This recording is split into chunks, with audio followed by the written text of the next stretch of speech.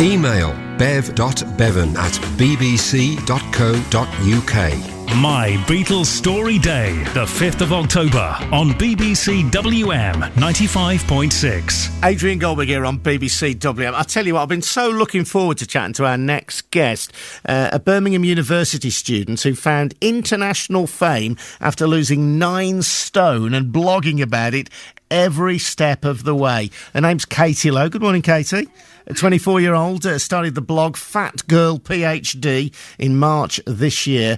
It's gone all over the world. She's actually bigger in America, if you'll pardon the pun, than she is here, and was in a Latvian newspaper yesterday.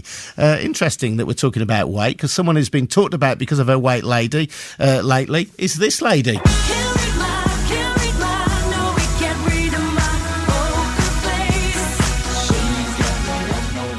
Yeah, a bit of Lady Gaga for you there. Taken to posting pictures of herself on Twitter to show that she isn't too fat. So much pressure on young women, Katie, to look a certain way. Absolutely. It's horrendous. Lady Gaga is gorgeous. You know, anyone would kill to look like her. And yet she's getting all this stick for no good reason.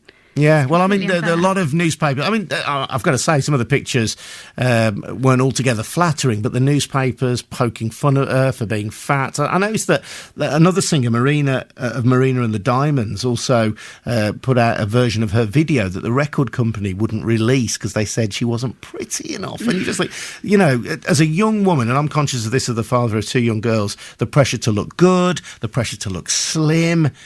It's horrible. It's awful. I mean, body image, from a lot of the people that have spoken to me through my blog, body image is just so low, and there's everything in the media that's just kind of constantly pushing it back and kind of making it even harder to just be happy with yourself. And I mean, for people in the public eye, it's considerably harder. My little sister's a musician, and she's doing very well, but she's had to, you know, work very hard to kind of maintain a certain level of, you know, how she looks, and it's ridiculous. We'll talk more about your own weight loss battle, Katie, and how it went global in just a few moments. Katie Lowe with us. I should say, by the way, she's sitting opposite me, and I don't want to make her blush. She is absolutely beautiful. She is a gorgeous, gorgeous woman, isn't she?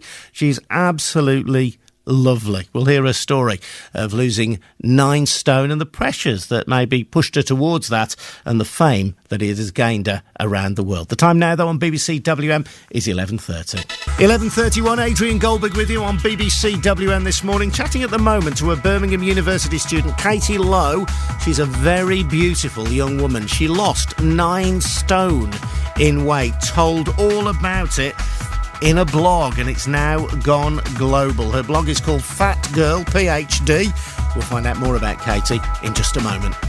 BBC WM 95.6. Yeah, we've been chatting to Katie Lowe. She's 24. She's a student at Birmingham University, doing a PhD, a Doctor of Philosophy, no less. But she also had a weight issue, and she lost 9 stone in weight, and she blogged about it. Fat Girl PhD was the unflinching title of the blog, and it's gone from Birmingham all around the world. Such is the power of the internet. So, Katie, have you always had issues with your weight? Always. Yeah, I was big as a child. I was always the one at the back in PE, you know, kind of trying to get out of it.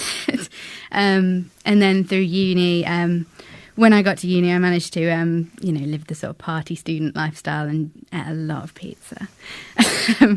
And it just kind of spiraled. And then I just suddenly found myself at this point where I was so big that I just didn't feel like I could come back. You know, there's one thing to be kind of a little bit overweight, but it's a whole different thing to be morbidly obese, which I was.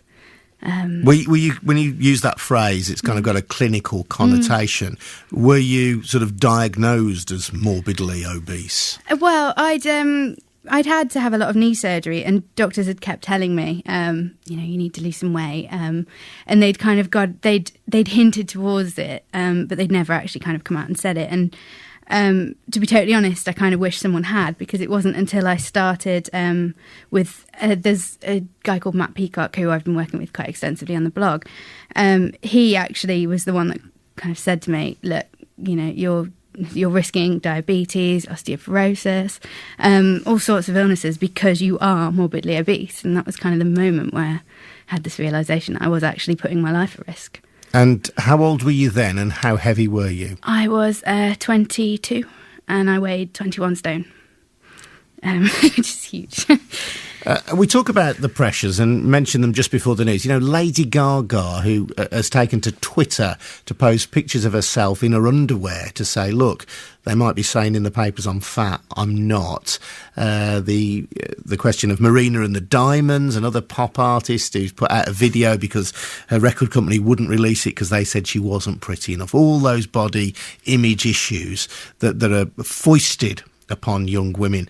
What disturbs me about that is that, you know, while men can be quite horrible about, a woman's weight or a woman's appearance, often it's other women who are the most critical, and they read the magazines like Heat, which focus in on a zit that a star might have. I mean, It's horrendous. a lot of the most vile expressions that we have in our world are around women and their size. Absolutely. And it's so ingrained in us now. I mean, it's only been really since I started to lose the weight that I realised how much even I was doing it with other women. You know, you do find yourself kind of just snarking, being like, oh, she looks fat, she's having a bad hair day, she's got spots.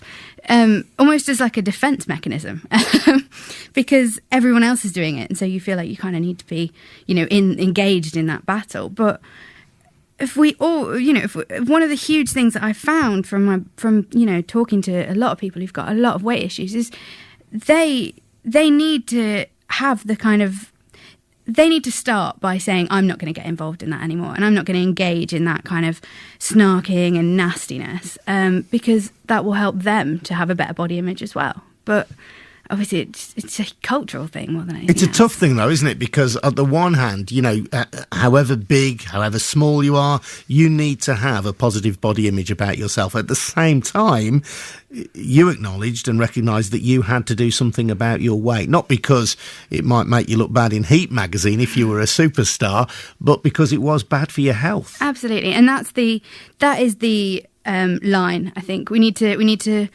acknowledge when we're unhealthy, but we need to be more positive about our looks. Because the thing is, you can be really healthy and look, you can kind of be the skinny fat that a lot of people kind of describe, which is unhealthy, where you're thin, but you've got, sort of all sorts of problems going on because of your bad diet or, no exercise or smoking or drinking or whatever.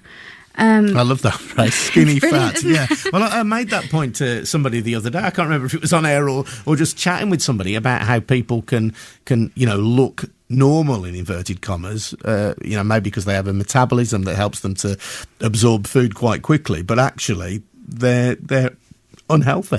Absolutely. I mean, me and my friends talk about it a lot because obviously, I'll be sort of sitting there having gone through this sort of huge, diet thing. And then there's other girls I know that can kind of eat whatever they like. And to be fair play.